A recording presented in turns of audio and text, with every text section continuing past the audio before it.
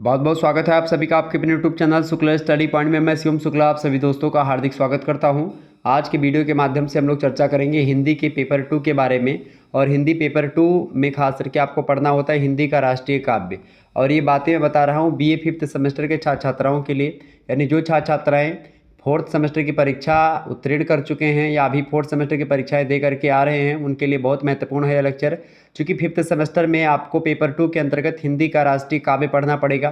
तो हिंदी के राष्ट्रीय काव्य में आपको जो तमाम सारी कविताएं हैं उन सभी कविताओं की व्याख्या, और जिन कविताओं को उनके, चूँकि बहुत सारे कविताएं हैं तो कविताओं को किसी कवि ने लिखा होगा, तो उन कवियों के बारे में भी आपको जानना है। तो मैंने शुरुआत के लगभग 3 चैप्टर ऑलरेडी बता रखे हैं, जिसमें आप लोगों ने व्याख्या खंड और उन कवियों के परिचय के बारे में समझा, जिसमें हमने चर्चा कर लिया किसके किसके बारे में भाई। जिसमें हमने इकाई 1 से रिलेटेड हमने चर्चा कर लिया चंद बरदाई और जगनिक के बारे में, ठीक है। उसके बाद में इकाई नंबर 2 में मैं प्रवेश किया। 2 चैप्टर आपके इकाई नंबर 1 से मैंने इकाई नंबर 1 आपकी समाप्त कर दी। इकाई नंबर 2 में आपके 2 चैप्टर हैं, एक गुरु गोविंद सिंह वाला जिसकी व्याख्या मैंने ऑलरेडी कर दी, गुरु गोविंद सिंह के बारे में मैंने आपको बता दिया था। भक्ति एवं रीतकालीन काव्य में जो राष्ट्रीय काव्य है खास करके भारत में, उसके बारे में। तो एक तो गुरु गोविंद सिंह का राष्ट्रीय काव्य है और एक भूषण का है, भूषण का, ठीक है। महाकवि भूषण रीतिकाल के कवि हुए, प्रसिद्ध कवि हैं। एक वो राष्ट्रीय कवि की उपाधि भी उनको दी जाती है, ठीक है। तो उन्हीं भूषण के बारे में हमको पढ़ना है, ठीक है। तो उनकी कविताओं के बारे में भी हमको देखना है, तो उनकी व्याख्या पूरी देखेंगे। और उससे पहले हम भूषण के बारे में जान लेंगे, भूषण का जीवन परिचय और उनके कुछ रचनाओं के बारे में, जो प्रमुख रचनाएं हैं जो पूछी जा सकती हैं एग्जाम में। तो सबसे पहले हम कवि परिचय देखेंगे, फिर उसके बाद में हम लोग व्याख्या खंड पढ़ेंगे, ठीक है। तो इस प्रकार से चैप्टर नंबर 4 है ये। इससे पहले गुरु गोविंद सिंह, जगनिक और चंद बरदाई से रिलेटेड वीडियो आ चुकी है, ठीक है। तो ये यहाँ पर अगर भूषण के बारे में मैं चर्चा कर लूँगा तो रीति काव्य आपका समाप्त हो जाएगा। भक्ति और रीतिकाल में इतने ही राष्ट्रीय काव्य ही लिखे गए, 4 कवि हुए हैं, चंद बरदाई, जगनिक, गुरु गोविंद सिंह और भूषण। ये 4 आपके पाठ्यक्रम में संकलित है, वीर गाथा काल, भक्ति काल और रीतिकाल में, जो कि राष्ट्रीय विचारधारा से रिलेशन रखते हैं। इसके बाद में हम इकाई नंबर 3 में प्रवेश करेंगे नेक्स्ट वीडियो में। इकाई नंबर 3 में हम लोग चर्चा करेंगे भारतेंदु एवं द्विवेदी युगीन राष्ट्रीय काव्य। अब उसमें भारतेंदु हरिश्चंद्र के बारे में पढ़ना है और उनकी कविताओं के बारे में, अयोध्या सिंह उपाध्याय हरियोध के बारे में और उनकी कविताओं के बारे में, और मैथिली शरण गुप्त के बारे में। ये सब हिंदी के राष्ट्रीय कवि हैं। तो मैं बहुत ही जल्द आपका सिलेबस समाप्त कर देने वाला हूँ। पूरा का पूरा सिलेबस बिल्कुल फ्री में आपका अवेलेबल हो चुका है, हो रहा है यूट्यूब पर। तो आप आसानी से पढ़िए, किसी प्रकार का कोई दिक्कत नहीं है और कहीं पर भटकने की आपको आवश्यकता नहीं। सारे सब्जेक्ट का आपको शुक्ला स्टडी पॉइंट पर वीडियोज़ मिल जाएंगे। हर एक सब्जेक्ट की लाइव क्लासेस प्रारंभ हो चुकी हैं, तो चिंता करने की आपको बिल्कुल भी कोई आवश्यकता नहीं है। तो आइए हम चर्चा करते हैं भूषण के बारे में, भूषण के कवि परिचय के बारे में विस्तार से जानने का प्रयास करते हैं। उसके बाद में भूषण से रिलेटेड जो व्याख्या आपको करनी है, मतलब जो कविताएं हैं, मतलब जो रचनाओं के कुछ अंश संकलित हैं, उनकी व्याख्या हम चर्चा करेंगे। चैप्टर नंबर 4 महाकवि भूषण, इनके कवि परिचय के बारे में सबसे पहले जानेंगे। देखें, भूषण की अगर बात की जाए तो महाकवि भूषण जो हैं ये भारतीय संस्कृति के अनन्य भक्त रहे हैं, और उनके मन मानस में राष्ट्र प्रेम की भावना जो है वो कूट कूट करके भरी हुई है। मतलब इनकी रचनाओं को अगर आप देखिएगा तो शिवाजी से रिलेशन रखते हैं, शिवाजी के दरबारी कवि रहे हैं, शिवाजी के मित्र भी रहे हैं, शिवाजी के साथ कई मामलों में, कई युद्धों में इन्होंने मतलब गए भी हैं, उनके साथ भाग भी लिया है। तो इसके कारण से इन्होंने भी वीर शिवाजी को बहुत ही नज़दीकी से देखा है, और उसी नज़दीकी से देखने के सिलसिले में इन्होंने अपनी लेखनी का प्रयोग करके बहुत ज़बरदस्त लिखते हैं भूषण। तो उनकी संपूर्ण कविता युग चेतना से आप्लावित है। वे जातीय कवि नहीं हैं, वो एक उदात्त भावना से ओतप्रोत एक राष्ट्रीय कवि की श्रेणी में आते हैं। और यही कारण है कि आज हम लोग इनको अपने सिलेबस में हिंदी के राष्ट्रीय काव्य के अंतर्गत स्थान देते हैं और पढ़ते हैं। और भूषण जी ने राष्ट्र के कर्णधारों के प्रशंसा के गीत गाए हैं। अब राष्ट्र के कर्णधार जैसे शिवाजी हो गए या अन्य जो इनके समकालीन राजा रहे हैं, जिन्होंने एक प्रकार से अपने देश के प्रति, अपनी जन्मभूमि के प्रति अपने प्राणों को न्यौछावर करने से एक कदम पीछे नहीं हटाया, उन राजाओं की प्रशंसा करते हुए भूषण कभी नहीं थकते हैं। वीरता एवं साहस के साथ साथ तत्कालिक जो समाज था उसमें जो तमाम प्रकार की विषमताएं थी, उन विषमताओं को एक प्रकार से भी इन्होंने देखा है और अपनी कविताओं में उन विषमताओं को भी बताया है, उसकी सजीव झांकी उतारी है अपनी कविताओं में। जब हम साहित्यकार की दृष्टि से देखते हैं तो साहित्यकार प्रेम, श्रृंगार, विलासिता के राग के काव्य सौंदर्य की स्वर लहरियों को भी इनकी रचनाओं में आप देख सकते हैं। तो साहित्यकार की दृष्टि से भी ये इम्पोर्टेंट है, ऐसा नहीं केवल वीरतापूर्वक काव्य ही लिखे हैं। और भी चीज़ें हैं इनमें। इनके काव्य में आप प्रेम भी देख पाएंगे, श्रृंगार के भी कुछ पद्य भी आपको मिलेंगे, विलासिता के भी राग आपको मिलेंगे। यानी काव्य सौंदर्य की दृष्टि से अगर देखें तो भी इनका काव्य नकारने लायक बिल्कुल भी नहीं है। इनका काव्य उच्च कोटि की काव्य की श्रेणी में आता है। तो ऐसे में महाकवि भूषण की अगर बात की जाए तो एक तो वो राष्ट्रवाद की भावना को आगे बढ़ा रहे हैं, दूसरी तरफ वो साहित्य की विचारधारा को भी नहीं छोड़ते हैं। ठीक है, वो है महाकवि भूषण। भूषण के बारे में आप देखते हैं, भूषण की कहा जाता है कि भूषण बिन न बिराजई कविता बनिता मित। इस भावना वाले कवि जो है भूषण है। आपको बता दूं इसका मतलब होता है भूषण बिनु ना। भूषण बिनु ना बिराजई मतलब क्या होता है? भूषण यहाँ पर ये भूषण कवि के बारे में नहीं बताया जा रहा है, यहाँ पर ये भूषण का तात्पर्य है आभूषण से। आभूषण माने क्या होता है भैया? आभूषण मतलब यहाँ पर गहना से तात्पर्य। किससे तात्पर्य बाबू? गहना से तात्पर्य है। ठीक है, तो भूषण बिन, बिन माने नहीं, बिन ना बिराजई, भूषण के बिना नहीं बिराजती हैं क्या? नहीं अच्छी लगती। बिराजई मतलब अच्छा लगना, सुशोभित होना, आकर्षण दिखना, अट्रैक्टिव लगना। तो भूषण बिन ना बिराजई कविता बनिता मित, मतलब एक प्रकार से कविता बनिता और मित्र। कविता बनिता मतलब एक प्रकार सुंदर स्त्री। तो ये सब एक प्रकार से बिना आभूषण के अच्छे नहीं लगते हैं, बिना गहनों के, बिना मेकअप के अच्छे नहीं लगते। जिस प्रकार से आजकल लड़कियों के लिए, स्त्रियों के लिए मेकअप हो गया है, फिल्म स्टारों के लिए मेकअप हो गया। फिल्म स्टार लोग क्या करते हैं? इतना मेकअप वगैरह करते तभी वो इतना हैंडसम, इतना सुंदर और इतना ब्यूटीफुल लगते या लगती हैं, जब वो इतना ज़्यादा श्रृंगार करते हैं। और अगर श्रृंगार विहीन उनको अगर एक्टिंग करवाया जाए तो 2 कौड़ी के लगेंगे। मतलब 2 कौड़ी का मतलब यहाँ पर कहने का तात्पर्य अलग सेंस में मत लीजिएगा। इसका मतलब है कि वो उतने सुंदर नहीं दिखेंगे जितना सुंदर वो मेकअप करने के बाद दिखते हैं। तो ये चीज़ें आपको समझनी पड़ेंगी। तो इसी प्रकार से जो स्त्रियाँ होती हैं वो भी मेकअप करती हैं तो और अच्छी लगती हैं। वो अगर कान में जो झुमका बाला होता है वो ना पहने, नाक में नथुनी या जो कील होती है वो ना पहने, या इसी प्रकार से अन्य जो श्रृंगारिक वस्तुएं हैं, बिंदी माथे पर लगाती हैं, इसके अलावा और भी तमाम प्रकार की साड़ी अच्छी अच्छी पहनती हैं, बालों में गजरा लगाती हैं। अगर ये सब स्त्रियां ना लगाएं तो कहीं ना कहीं पे पायल, चूड़ी, कंगन ये सब अगर ना हाथ में हो तो उतना ज़्यादा सुशोभित नहीं होंगी, उतना थोड़ा कम अच्छी लगेंगी। लेकिन ज़रूरी नहीं कि भाई वो अच्छी ना लगे, हो सकता है बिना इन चीज़ों के भी लोग अच्छी लगती। लेकिन यहाँ पर तात्पर्य है कि कविता भी इसी प्रकार से, जिस प्रकार से एक सुंदर स्त्री होती है कि बिना गहनों के वो एक प्रकार से कुछ ना सूना सूना लगती है। ठीक है, जैसे जग सूना सूना लागे, तो वो आभूषण के बिना जग सूना सूना लगता है। जैसे स्त्री उतनी अच्छी नहीं लगेगी, उसी प्रकार से जो कविता होती है अगर उसमें रस, छंद, अलंकार रूपी गहना ना हो तो वो अच्छी नहीं लगती। यानी अलंकार की यहाँ पर बात की जा रही है कि अलंकरोत इति अलंकाराः, अलंकार जो होता है वो अलंकृत करता है काव्य को, उसी प्रकार से गहने अलंकृत करते हैं स्त्रियों को। ठीक है, तो यहाँ पर इसका अर्थ ये होगा। तो इसकी भावना वाले कवि हैं, काव्य की जो है रमता रमणी के साथ कर रहे थे। सुरा और सुंदरी से हट करके राजाओं का ध्यान कभी कल्याण की ओर जाता ही नहीं था। और ऐसे समय में जागृति करने वाले कविवर भूषण ने राष्ट्रीय चेतना की चिंगारी को फैलाया। वीर रस रंजित वाणी ने सुप्त भारतीय नागरिकों में शक्ति का संचार किया। एक तरफ तो ये इन सभी की बात को करते ज़रूर हैं, लेकिन कहीं ना कहीं पे इसका विरोध भी करते हैं। कुछ इनके काव्यों में अगर आप देख सकते हैं ये सब चीज़ें, श्रृंगार, रस, छंद, अलंकार, ये सब कुछ मात्रा में, बहुत थोड़ी थोड़ी मात्रा में, लेकिन वीर रस से इनकी कविताएं ज़्यादा ओतप्रोत हैं। जिस समय कवि लोग जैसे बिहारी हो गए, या बिहारी को अगर मैं एक किनारे रखूं, बिहारी को भी छोड़ दीजिए, इसके अलावा केशवदास की बात कर ले, या घनानंद की बात कर ले, या अन्य किसी कवियों की बात कर ले, तो वहाँ पर प्रेम और यही सब ज़्यादा आपको मिलेगा।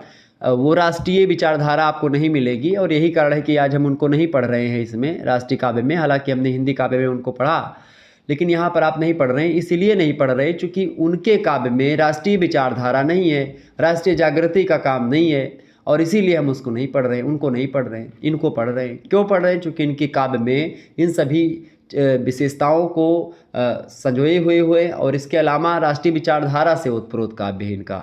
ठीक है, महाकवि भूषण जी की बात की जाए तो इनका जन्म हुआ था कानपुर के निकट, एक तिकवापुर गांव है, वहीं पर इनका जन्म होता है। 1613 ईस्वी में इनका जन्म होता है। अगर संवत की बात करें तो 57 इसमें आप जोड़ देंगे, 57 जैसे आप जोड़िएगा तो 1670 विक्रमी हो जाएगा। तो उस विक्रम की जो संवत है, संवत 1670 विक्रमी में इनका जन्म होता है महाकवि भूषण का। अगर सन की बात करी जाए तो 1613 में इनका जन्म होता है। इनके पिताजी का नाम था पंडित रत्नाकर त्रिपाठी और महाकवि भूषण के 3 भाई थे और रीतिकाल के महान कवि हुए हैं वो सारे जो भाई हैं इनके, जैसे चिंतामणि रीतिकाल के कवि हैं, मतीराम भी कवि हैं, नीलकंठ भी कवि रहे हैं। तो चिंतामणि, मतीराम और नीलकंठ ये 3 भाई इनके और थे। भूषण का असली नाम अज्ञात है कि इनका नाम क्या था। इनको चित्रकूट के राजा ने भूषण की उपाधि प्रदान करी थी और वही इनका वास्तविक नाम बन गया। धीरे धीरे भूषण से इनका नाम ही भूषण पड़ गया, ठीक है। और फिर महाकवि हो गए तो इनके नाम के आगे महाकवि लगने लगा और महाकवि भूषण के नाम से विख्यात हो गए, ठीक है। गृह कलह के कारण स्वाभिमानी भूषण गृह को त्याग करके यानी घर को त्याग दिया। जीविकोपार्जन के लिए अपने जीवन को एक प्रकार से यापन करने के लिए ये दिल्ली दरबार में गए। वे समुचित सम्मान न मिलने के कारण से वहाँ दिल्ली दरबार में भी नहीं रह सके, क्योंकि इनको सम्मान चाहिए था और सम्मान के साथ समझौता भूषण जी बिल्कुल भी नहीं करना चाहते थे और यही कारण है कि वो दिल्ली दरबार में एक प्रकार से वो नहीं रह सके। फिर वो चित्रकूट के राजा रुद्रराम के यहाँ चले आए। इसके बाद वे शिवाजी रुद्र राम के यहाँ के बाद में ये शिवाजी के पास जाते हैं और छत्रसाल राजाओं के दरबारी कवि बन जाते हैं। राष्ट्रीयता, जाति गौरव, स्वाभिमान, ओजस्वी व्यक्तित्व कवि के जीवन की विशेषताएं रही हैं और ख़ास करके भूषण की विशेषताएं ये सब रही हैं। भूषण को न केवल काव्यशास्त्र का पूर्ण ज्ञान था, यानी ये काव्यशास्त्र में भी निपुण थे, पारंगत थे। काव्यशास्त्र के नियम कायदों को, कविता करने की विधि, शैली और गुण दोषों की विवेचना करने में भी सक्षम थे। उन सभी चीज़ों को जानते थे, कविता कैसे करनी है, किन किन चीज़ों को कविता में स्थान दिया जाता है, सारी शैलियाँ, सारी विशेषताएँ उनको जानकारी थी उसकी।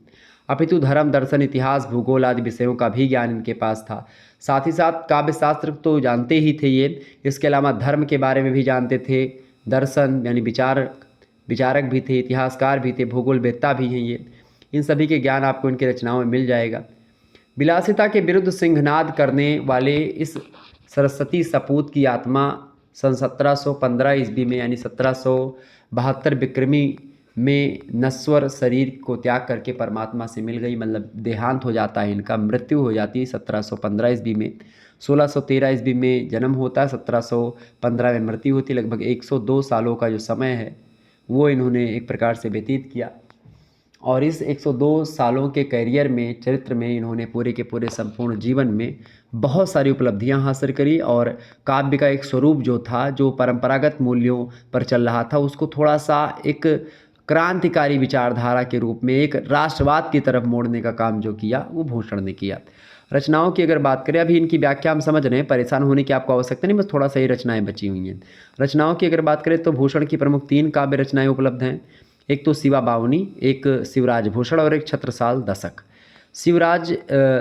शिवा बावनी की बात की जाए तो इस काव्य ग्रंथ में महाराज शिवाजी को आप जानते होंगे, तो शिवाजी के शौर्य के बारे में यानी उनके वीरता के बारे में, तेज के बारे में, पराक्रम के बारे में और उनके ओजस्वी चरित्र के बारे में आपको मिलेगा, ठीक है। उनकी सेना, उनके युद्ध, उनके क्रियाकलाप, इन सभी का चित्रण भी आपको शिवा बावनी नामक रचना में मिल जाएगा, जो कि भूषण उसके कवि हैं। दूसरे विद्वान हैं, दूसरी रचना है इनकी शिवराज भूषण। शिवराज भूषण की बात की जाए तो यह ग्रंथ परंपरावादी कवियों की तरह काव्य शास्त्रीय लक्षण ग्रंथ है। शिवराज भूषण जो है ये एक लक्षण ग्रंथ है, जैसे जो रीतिकालीन कवि लिख रहे थे, जैसे लक्षण ग्रंथ और अलंकार ग्रंथ जो होता है, लाक्षणिक ग्रंथ रचना, ये सब इसे केशवदास वगैरह जो रीतिबद्ध कवि हैं वो करते हैं, तो उनमें शिवराज भूषण का भी नाम आता है। इसमें अलंकारों की परिभाषाएं दी गई हैं। शिवाजी की प्रशंसा में रचित काव्य के उदाहरण भी आपको यहाँ पर मिल जाएंगे, लेकिन मुख्य रूप से ये काव्य शास्त्रीय ग्रंथ है। काव्य शास्त्र के लक्षण को यहाँ पर दिखाया गया है, ठीक है। तीसरी रचना छत्रसाल दशक।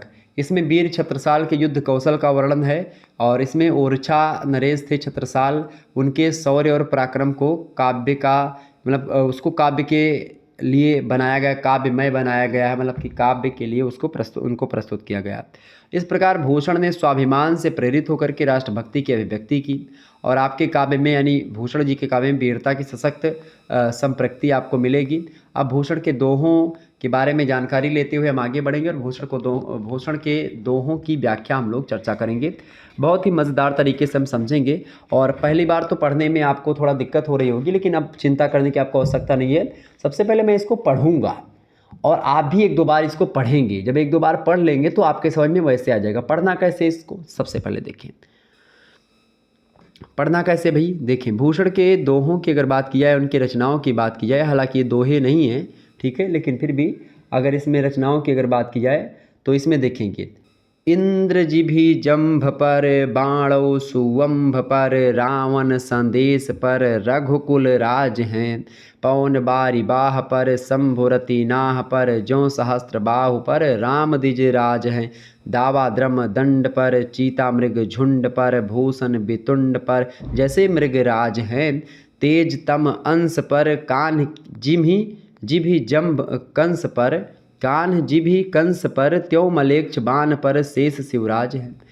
ये एक प्रकार से आपको मैं बताऊं कि ये भूषण ग्रंथावली से लिया गया है, और ये भूषण कृत शिवराज भूषण से खास करके आप मान सकते हैं लिया गया है। भूषण ग्रंथावली में संपादित है ये दोहा, ठीक है।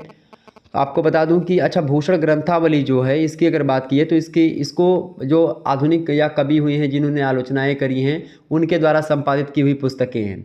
बाकी जो रचना है ये, तो रचना अगर पूछे संदर्भ में आपको क्या लिखना है तो आप लिखेंगे कि प्रस्तुत व्याख्या पंक्तियाँ भूषणकृत शिवराज भूषण से ली गई हैं। तो ये शिवराज भूषण से ली गई, ये बात ध्यान रखिएगा।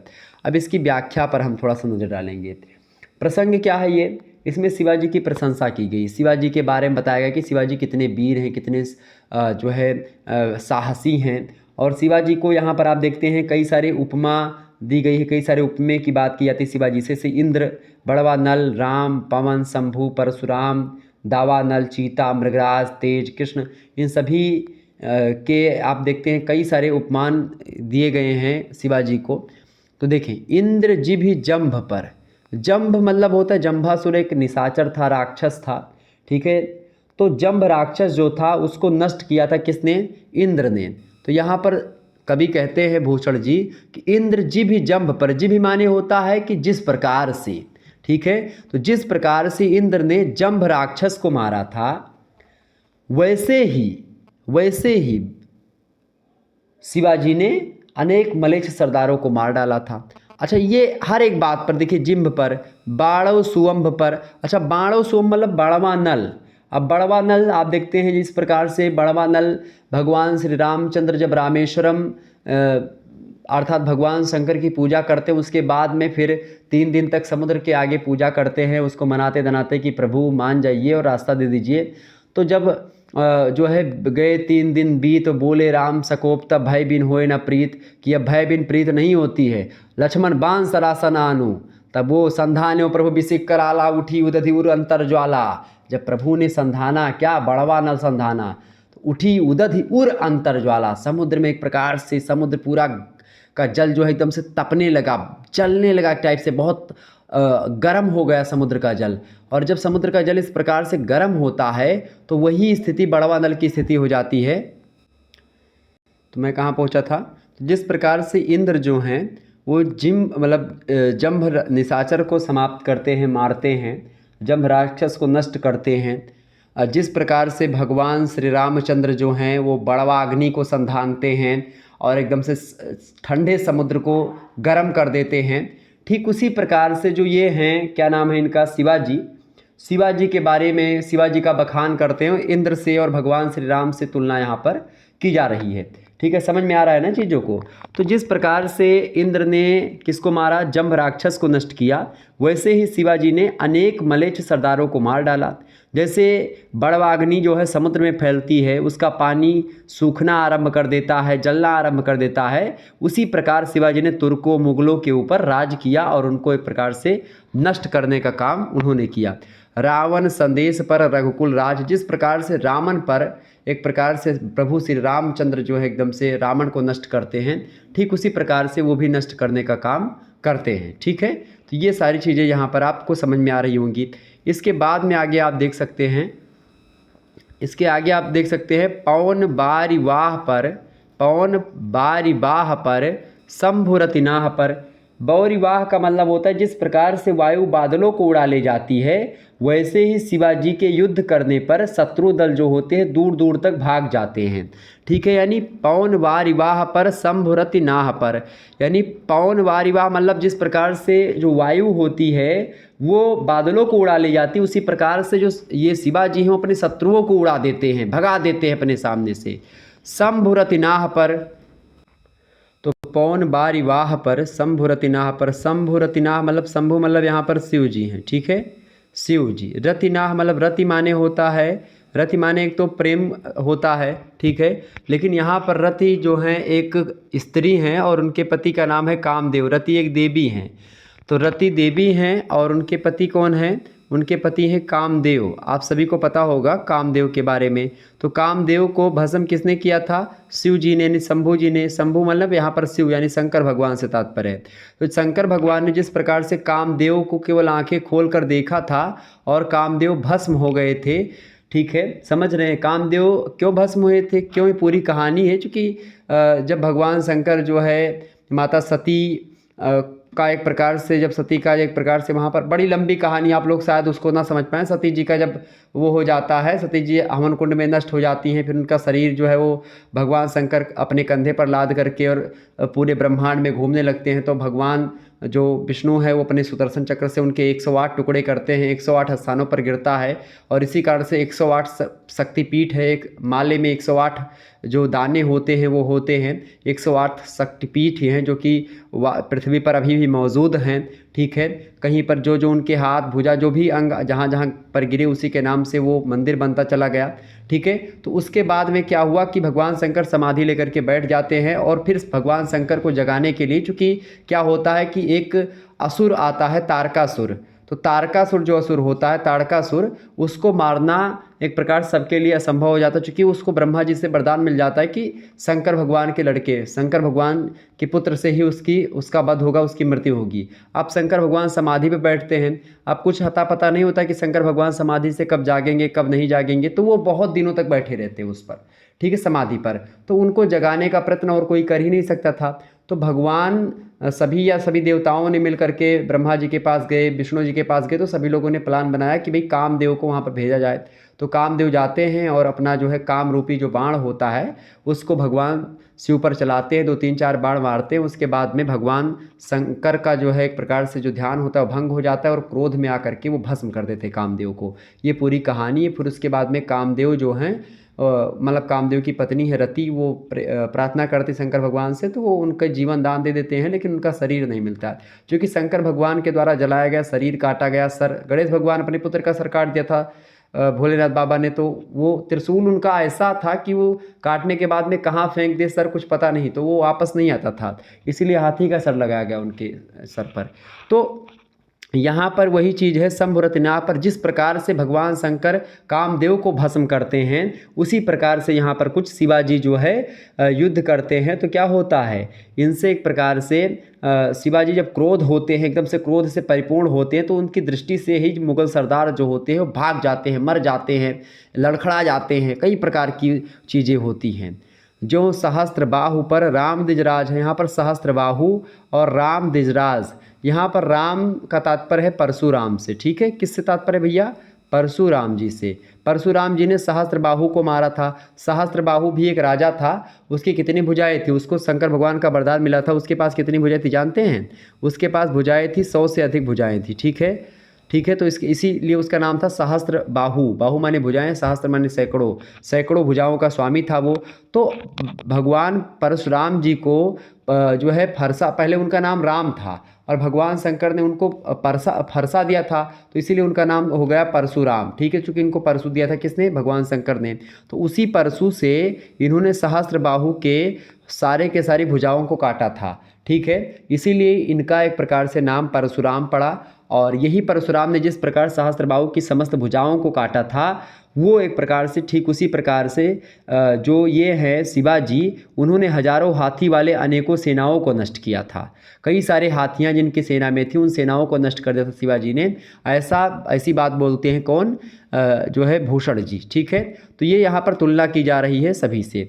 इसके अलावा दावा द्रम दंड पर चीता मृग झुंड पर, दावा द्रम दंड, दावा द्रम दंड का मतलब क्या होता है, जैसे कि आप देखते हैं जंगल में जब दवाग्नि लगती है, जंगल में जब पेड़ के रगड़ने से जो अग्नि लगती है तो वो एकदम से जंगल में फैल करके बहुत जल्दी फैलती है और बुझने का नाम ही नहीं लेती है।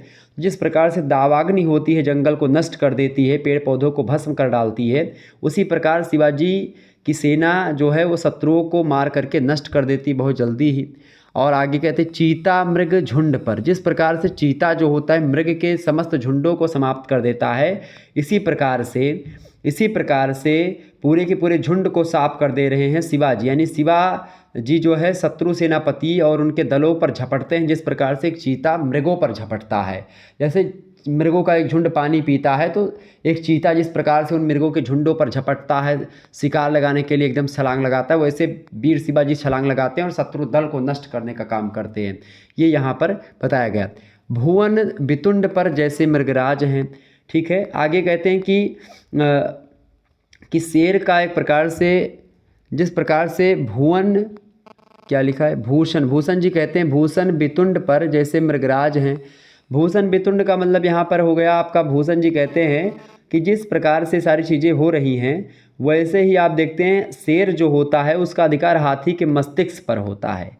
उसी प्रकार से शिवाजी जो हैं प्रत्येक सेनापति के मस्तक को अपना लक्ष्य बनाते हैं। जैसे शेर जो होता है वो छोटा होता है, हाथी बड़ी होती है, तो इसीलिए जो राजा होता है जंगल का, यानी जो शेर होता है, वो किस पर शिकार लगाता है, वो एक प्रकार से हाथी के मस्तक पर कूद करके शिकार लगाता है, उसके मस्तक को नष्ट कर देता है। ठीक है, तो यहाँ पर उस बात से तात्पर्य वितुंड पर जैसे मृगराज है, तो ये पर जो उसी प्रकार से वीर शिवाजी जो हैं शत्रु के मस्तक पर वार करते हैं। इसके अलावा आगे लिखा है तेज तम अंश पर कान जिभि कंस पर, यानी कि जैसे जिस प्रकार से यहाँ पर तेज तम अंश पर, तेज तम अंश का मतलब क्या होता है, जिस प्रकार से तेज माने होता है सूर्य का प्रकाश ले सकते हैं आप। जिस प्रकार से तेज जो होता है, तेज पुंज जो होता है तम अंश पर, तम अंश मतलब एक प्रकार जैसे अंधकार को नष्ट करने में जिस प्रकार से उजाले की भूमिका होती है, या जिस प्रकार से संपूर्ण एक कमरे में अंधेरा है वहाँ पर आप एक मोमबत्ती या एक दिया जला दे तो जिस प्रकार से वो भूमिका निभाता है, जिस प्रकार से वो एक प्रकार से दीपक के जलने से अंधकार जिस प्रकार से तत्काल नष्ट हो जाता है, क्षीण हो जाता है अंधकार की सारी महत्ता नष्ट हो जाती है एक दीपक के आने से। ठीक इसी प्रकार से जो वीर शिवाजी एक प्रकार से शत्रु सेना के सामने आते हैं तो उनका सफाया कर देते हैं, जिस प्रकार से अंधकार का सफाया प्रकाश यानी तेज पुंज कर देता है। तो तेज तम अंश पर जिस प्रकार से होता है उसी प्रकार से वीर शिवाजी भी अपने शत्रुओं पर कायल होते हैं। इसके अलावा कान जिभि कंस पर, कान मतलब कन्हैया भगवान श्री कृष्ण की बात यहाँ पर हो रही है। जिस प्रकार से कृष्ण भगवान जो है कंस पर वार करते, कंस को मारते हैं, ठीक है, उसी प्रकार से जिस प्रकार कृष्ण ने कंस को नष्ट किया उसी प्रकार से शिवाजी ने हर शत्रु राजा का समूल नष्ट कर दिया, सभी को नष्ट कर दिया, उनका खात्मा कर दिया। कान जिभि कंस पर, आगे है त्यो मलेच्छ बाण पर शेर शिवराज हैं।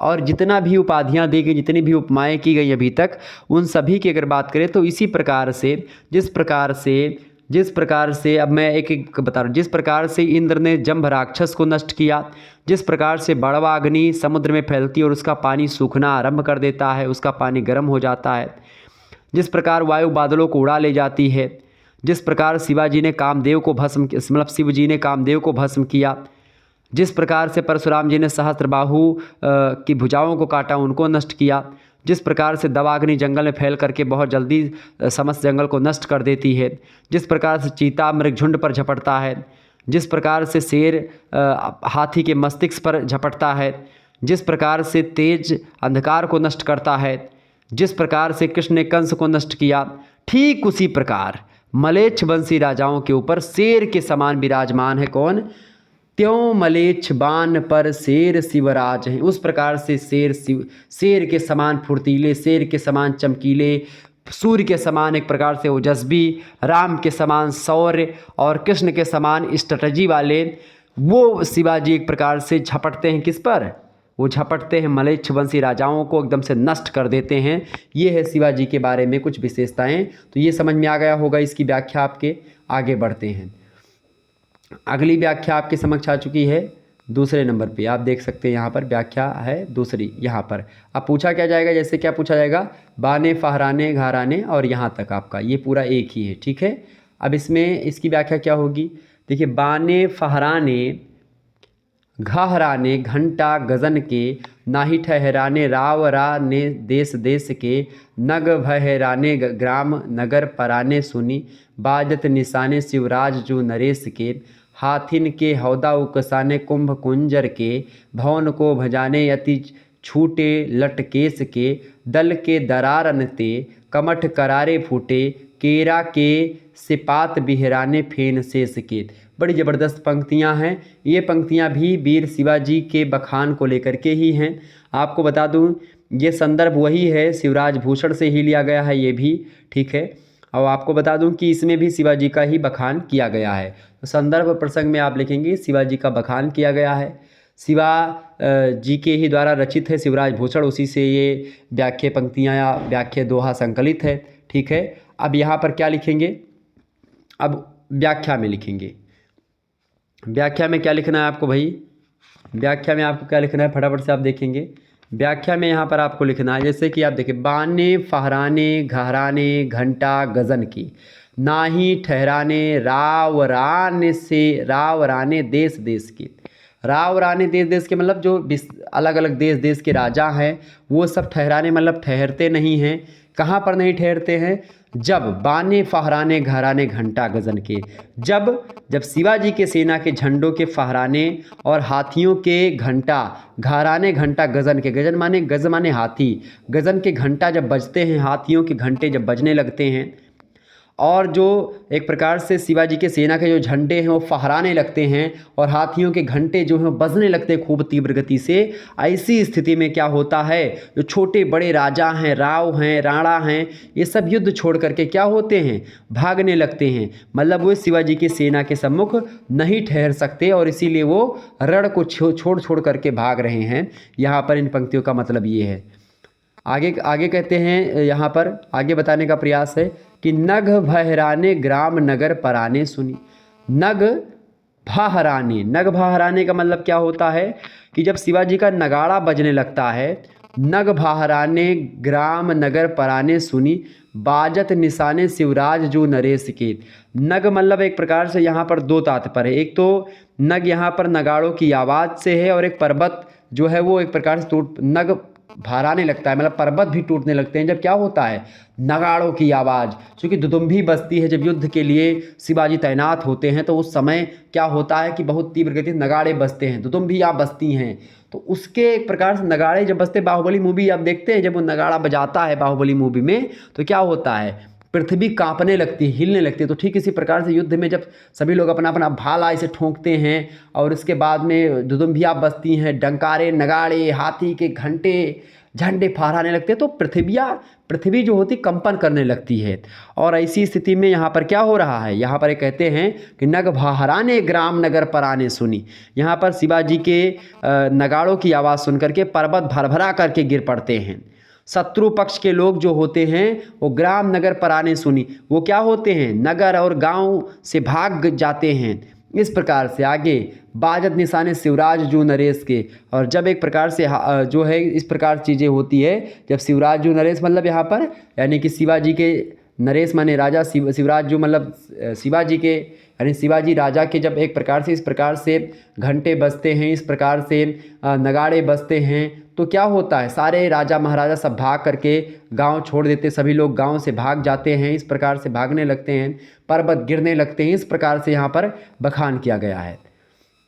हाथिन के हौदा उकसाने कुंभ कुंजर के, और जब वहाँ पर एक प्रकार से ये सब नगाड़े बज रहे हैं तो हाथियों के जो हौदे हैं वो ढीले पड़ जाते हैं, एकदम से हौदे एकदम से हिलने लगते, पृथ्वी कंपन करने लगती है। और इसके अलावा कुंभ कुंजर के, हाथिन के हौदा उकसाने कुंभ कुंजर के, और हाथियों के मस्तक पर आप देखते हैं कई सारे भंवरे मंडराने लगते हैं। जब हाथी एकदम से मदमस्त होकर के बैठता है तो उसके मस्तक पर आप देखते हैं भंवरे मंडराते हैं, और हाथी जो होता है एकदम से मस्त हो जाता है, जहाँ पर उनको एक दो बोतल शराब पी लिए हूँ ऐसा नशा होने लगता है हाथियों को, एकदम से मदमस्त हो जाते हैं जब भंवरे उनके मस्तक पर गुंजार करते हैं।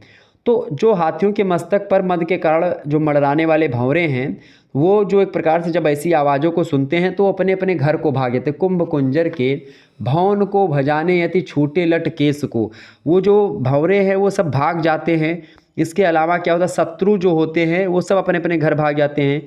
शत्रु स्त्रियां जो हैं शत्रुओं की, उन स्त्रियों के भवन को भजाने यदि छूटे लट केस को, जो स्त्रियां हैं जो शत्रुओं की, उनके केस की जो चोटियां हैं यानी बालों में जो चोटियां वो बांधती हैं, वो चोटियां खुल जाती हैं। इस प्रकार से इतना ज़्यादा शोर और इतना ज़्यादा एक प्रकार से वो रणदुंभी बजती है कि उसके बनने से क्या होता है, स्त्रियों के डर के मारे क्या होता है, जो वो बांधे होती हैं केस या बाल वो खुल जाते हैं, चोटियाँ खुल जाती हैं, बाल बिखर जाते हैं उनके। जब शिवाजी की सेना में इस प्रकार से होता है, दल के दरारन ते कमठ परारे फूटे, जब इस प्रकार से पृथ्वी पर एक प्रकार से शिवाजी की सेना जब एकदम से भाला मारती है और पैदल चलती है, धप धप की आवाज़ होती, तो उसे पृथ्वी पर दबाव पड़ने लगता है, पृथ्वी कंपन करने लगती है। तो उसी दल के दरारन थे, पृथ्वी पर दरारें पड़ने लगती, कमठ करारे फूटे। कमठ माने एक प्रकार से जो कहा नहीं मान्यता है कि भाई कच्छप के ऊपर पृथ्वी है, यानी कछुए के ऊपर पृथ्वी रखी हुई है।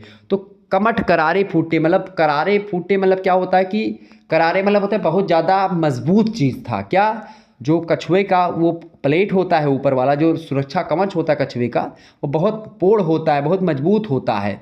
तो उस मजबूती को भी एक प्रकार से वो मजबूती, पृथ्वी पर इतना दबाव पड़ रहा है शिवाजी के सैनिकों का कि उस दबाव के पड़ने से पृथ्वी को रोकने वाले कछुए की जो पीठ है, यानी जो उसका मजबूत वाला एरिया है, वो भी उसमें भी फूटे पड़ने लगती हैं, वो भी फूट जाते हैं। इस प्रकार से यानी कच्छप जो है, कछुआ जो है पृथ्वी को जो उठाता है, उसकी पीठ जो होती है दबाव के कारण फूट जाती है, टूट जाती है, जबकि वो बहुत मजबूत होती है, उस पर ट्रक चढ़ा दे कोई दिक्कत नहीं होगी।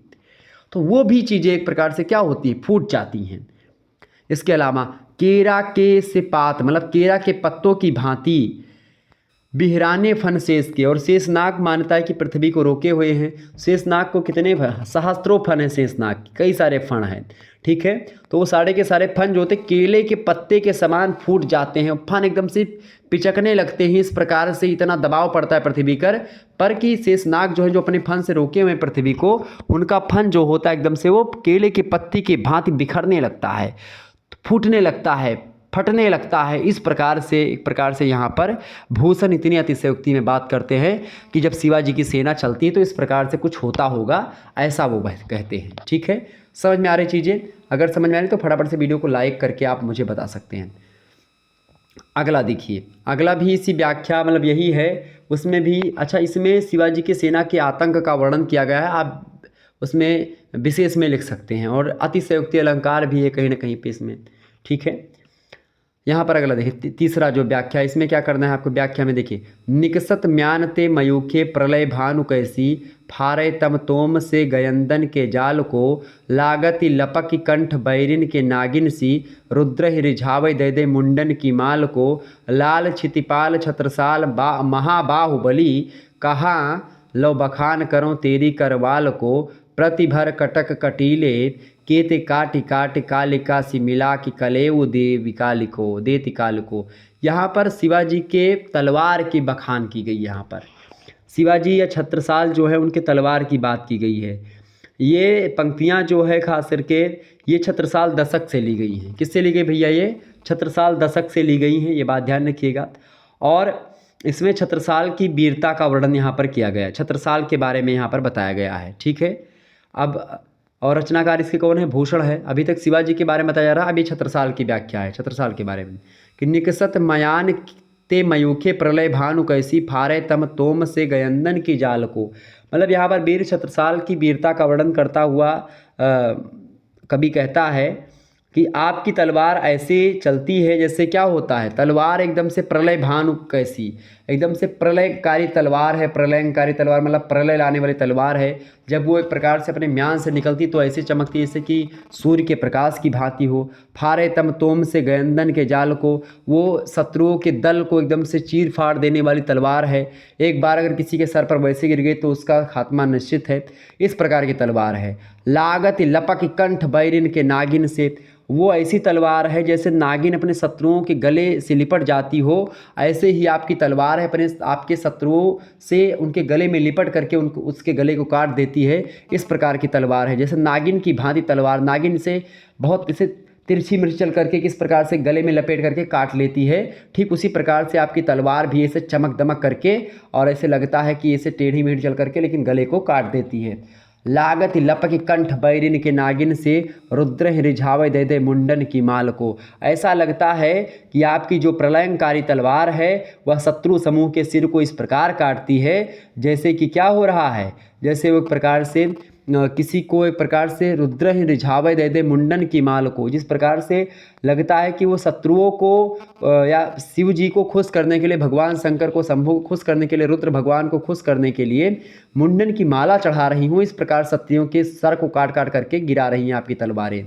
छत्रसाल की बखान कर रहे हैं। आगे कहते हैं लाल क्षितिपाल छत्रसाल महाबाहुबली। यहाँ पर छत्रसाल की उपाधियाँ हैं कि यहाँ पर छत्रसाल को कवि भूषण कहते हैं कि हे महाबली, हे बाहुबली, हे प्यारे राजन छत्रसाल, लाल क्षितिपाल छत्रसाल महाबाहुबली।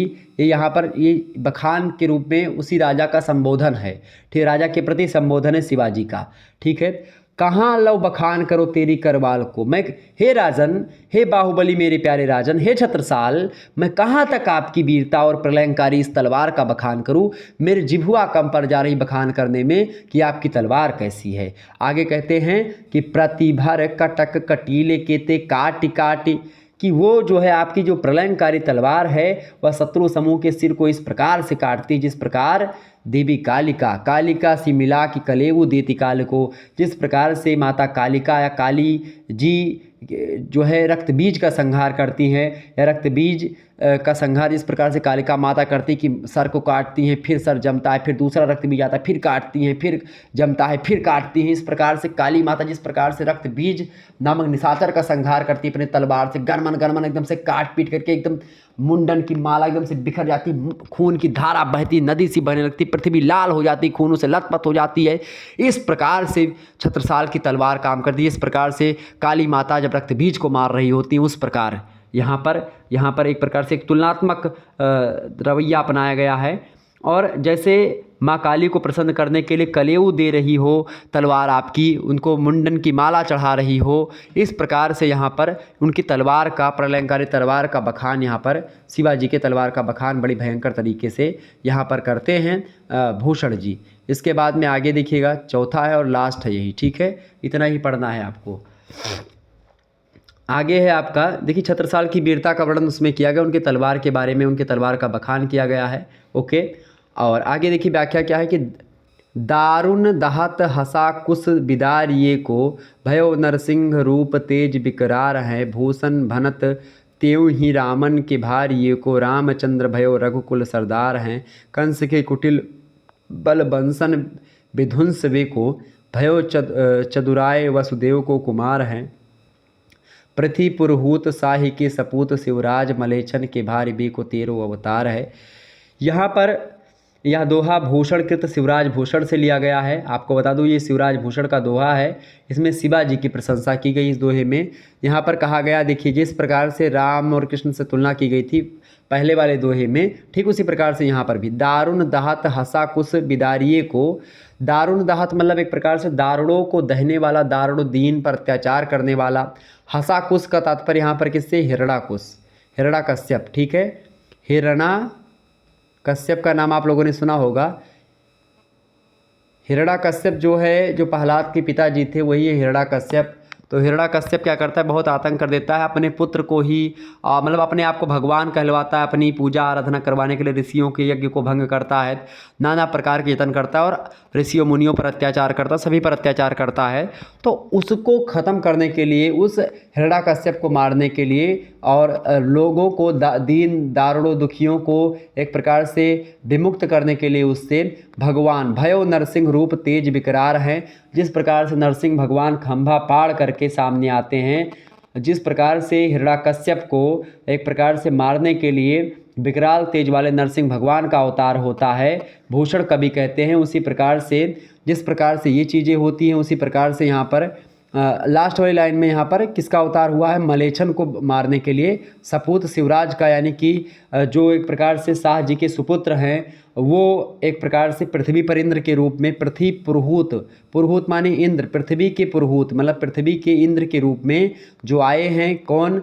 शाही के सपूत, शाही मतलब शाह जी के सपूत हैं, सुपुत्र है कौन? शिवराज यानी कि शिवाजी। और वो मलेच्छन के भारी को 13 अवतार है, मलेच्छों को नष्ट करने के लिए शिवाजी का अवतार हुआ है। जिस प्रकार से दारुण दहत हसा कुश बिदारिये को भयो नरसिंह रूप तेज विकरार है। जिस प्रकार से दीन दुखियों और एक प्रकार से दीन दुखियों को सताने वाला, शिशुओं पर अत्याचार करने वाला, अपने पुत्र पर ही अत्याचार करने वाला, अपने आप को भगवान कहलाने वाले हिरण्यकश्यप के अंत करने के लिए भगवान नारायण खंभा को चीर करके निकलते। प्रकट भयो फार कर खंभा, रक्षा कर प्रहलाद बचायो, हिरण्याकुश को स्वर्ग पठायो। ठीक है, नरसिंह रूप धर्यो मन माही, श्री नारायण अंग समाही। तो इस प्रकार से तो ये जिस प्रकार से भगवान नारायण रूप जो है और माता जो शक्ति हैं वो नारायण और शक्ति मिल करके रूप धारण करते। नरसिंह का आधा बाघ है, सर उनका बाघ का है, पंजे बाघ के हैं, सारा शरीर मनुष्य का है। तो वो मारते हैं हिरण्याकश्यप को, चूँकि इसको वरदान था। चौखट पर मारते हैं, गौधरिया के समय मारते हैं, न दिन होता है न रात होती है। ठीक है, न पृथ्वी पर न आकाश में, न किसी अस्त्र शस्त्र से मारते हैं, सारी चीज़ें पूरी करते हैं और उसको नष्ट करते हैं। भूषण भनत तेवही रामन के भारी को, भूषण जी कहते हैं जिस प्रकार से ये होता है उसी प्रकार से एक उदाहरण और देते हैं कि रामन के भारी को, जिस प्रकार से रावण जो है अत्याचारी था, रावण लगातार अत्याचार कर रहा था, तो रावण को मारने के लिए रामचंद्र भयो रघुकुल सरदार है, रघु के कुल में पैदा हुए भगवान श्री रामचंद्र ने रावण को मारा। ठीक उसी प्रकार से जैसे कंस के कुटिल बल बंसन विध्वंस वे को, यानी कंस के कुटिल और बल उसको नष्ट करने के लिए कंस जिस प्रकार से कुटिलता करता था, जिस प्रकार से कंस जो था उसको, कंस चूँकि बलवान था, कुटिल था, अत्याचारी था, तो उसको नष्ट करने के लिए जैसे यदुपति के यहाँ भयो यदुराय वसुदेव को कुमार हैं, जिस प्रकार से यदुपति यानी वसुदेव के यहाँ पर वसुदेव और देवकी के गर्भ मतलब देवकी के गर्भ से वसुदेव के पुत्र भगवान श्री कृष्ण का जन्म होता है, प्रकट होता है भगवान का, तो कंस को मारने के लिए। जिस प्रकार से भगवान कृष्ण पैदा होते हैं, भगवान कृष्ण आते हैं कंस को मारने के लिए, कंस को मारने के लिए भगवान कृष्ण का अवतार होता है, रावण को मारने के लिए भगवान राम का अवतार होता है, और हिरण्याकश्यप को मारने के लिए नरसिंह का अवतार होता है। ठीक इसी प्रकार से पृथ्वी पुरोहित शाही मतलब पृथ्वी पुरोहित मतलब इंद्र के रूप में पृथ्वी, जैसे स्वर्ग के राजा हैं इंद्र, उसी प्रकार से पृथ्वी के राजा हैं। एक प्रकार से पृथ्वी के इंद्र के रूप में राजा एक प्रकार से शिवाजी, यानी पृथ्वी के राजा शिवाजी जो कि शाही के पुत्र हैं, शाही के सपूत शिवराज हैं, उनका भी अवतार हुआ है, इंद्र का अवतार है उनका, इंद्र के अवतार के रूप में वो आए हैं पृथ्वी पर। यानी जिस प्रकार से इंद्र स्वर्ग में काम करते हैं उसी प्रकार से ये यहाँ पर आकर के काम किए हैं और इंद्र के रूप में हमारे पृथ्वी पर आकर के, और सपूत शिवराज है। और मलेच्छन के भारी को 13 अवतार है, मतलब आपका अवतार हुआ है मलीछों को नष्ट करने के लिए, जो तुर्क हैं, जो भी मुग़ल आक्रांता है उनको नष्ट करने के लिए, उनको भगाने के लिए, तुर्कों को, मुग़लों को उनको भगाने के लिए जो है अवतार हुआ है किसका? शिवाजी का अवतार हुआ है। ठीक है, जो कि शाह जी के सुपुत्र है और मलेच्छों के नाश करने के लिए उनका अवतार हुआ है, पृथ्वी पर इंद्र के रूप में वो अवतरित हुए हैं। जिस प्रकार से हिरण्याकश्यप को मारने के लिए नरसिंह भगवान का अवतार, रावण को मारने के लिए राम जी का अवतार, कृष्ण को मारने के लिए कंस को मारने के लिए भगवान कृष्ण का अवतार, उसी प्रकार से मलेच्छों को नष्ट करने के लिए, तुर्कों को और इन सभी को मारने के लिए, मुग़लों को भगाने के लिए यहाँ पर अवतार हुआ है किसका भाई? ये अवतार हुआ है इनका शिवाजी का। ठीक है, तो यहाँ पर ये बखान किया गया है। कुल मिलाकर के शिवाजी के गुणों की प्रशंसा की गई है, विभिन्न अवतारों से उनकी तुलना की गई है, उनको पृथ्वी पर इंद्र के रूप में देखा जा रहा है। इस प्रकार से आप व्याख्या कर सकते हैं। निश्चित तौर पर व्याख्या आपके समझ में आई हुई होगी, कोई भी डाउट आपके मन में नहीं बचा हुआ होगा। निश्चित तौर पर समस्त चीज़ों के बारे में मैंने विस्तार से आपको बता दिया। एक भी प्रश्न आपका नहीं छूटने वाला यहाँ से। ऑब्जेक्टिव आप पूछेगा तो ऑब्जेक्टिव भी आप बता पाएंगे, लिखित पूछेगा तो लिखित भी बता पाएंगे। ऑब्जेक्टिव का वीडियो जल्द ही ऑब्जेक्टिव का भी मैं दे दूंगा, चिंता करने की आपको आवश्यकता नहीं। लेकिन अभी आप 4 चैप्टर पढ़ चुके हैं, इसके बाद में हम 5वें चैप्टर के बारे में चर्चा करेंगे। और 5वां चैप्टर यानी कि इकाई नंबर 3 से इकाई 2 अब यहीं पर समाप्त होती है। और इससे पहले चैप्टर 1, चैप्टर 2 और चैप्टर 3, देखिए 2 चैप्टर 1 और 2 इकाई 1 में थे, 3 और 4 इकाई 2 में थे, तो दोनों इकाइयाँ समाप्त हो चुकी हैं। अब हमको पढ़ना इकाई 3 भारतेंदु एवं द्विवेदी युगीन का जो राष्ट्रीय काव्य है उसके बारे में। उसमें भारतेंदु हरिश्चंद्र के बारे में हम लोग चैप्टर नंबर 5 में चर्चा करेंगे। इसमें भारतेंदु हरिश्चंद्र के कवि परिचय के बारे में जानेंगे, ठीक है, उनकी रचनाओं के बारे में जो महत्वपूर्ण है उनके बारे में मैं आपको बताऊंगा। और इसके साथ ही साथ जो उनके भारतेंदु जी के जो दोहे संकलित हैं उन दोहों के बारे में चर्चा करूंगा। ज़्यादा दोहे नहीं हैं, मुश्किल से 3 या 4 दोहे हैं।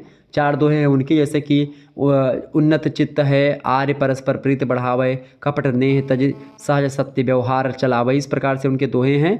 उन सभी दोहों की व्याख्या हम लोग चर्चा कर लेंगे, तो चिंता करने की आपको कोई भी आवश्यकता नहीं है।